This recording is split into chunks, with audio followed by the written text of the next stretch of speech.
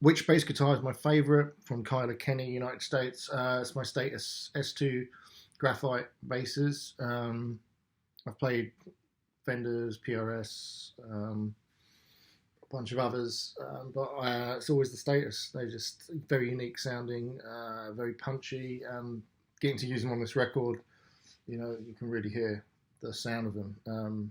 Really punchy. So, yeah, Status S2. Eric Escalante from the States. Which song would you say gives you the most adrenaline? Uh, I would say, I don't know. I mean, it's mainly like the first three of the set. Just that whole adrenaline of just kicking off the set. That's the push that you get. I mean, you could put Duality first, or Spit It Out, or anything. I mean, Vermilion. I mean, I'd still be super pumped. So I'd say they all do.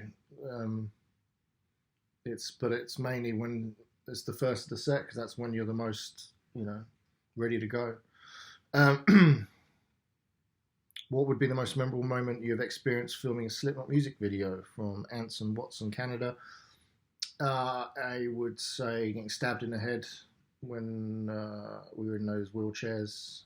But one of the fake knives had a piece of metal on it, so it was actually cutting my head. That was fun. What was my bass rig made of? Oh, We Are Not Your Kind, from Quentin Harrell, United States. It was a pretty big rig. Um, we had an SVT vintage head, which went through an 8x10. Then we had Diesel Herbert with vintage 8x10, a 2001 RB GK with two 410 speakers, and then a DI Sans amp rack mount.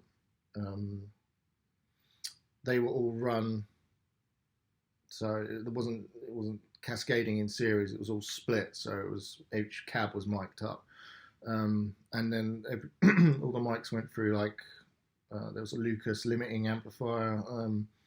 I believe an 1176 on one of them, and a bunch of Neve preamps, and it was pretty over the top rig. It sounded killer. So yeah. Oh, and I used the Chris from Muse's signature Status on that.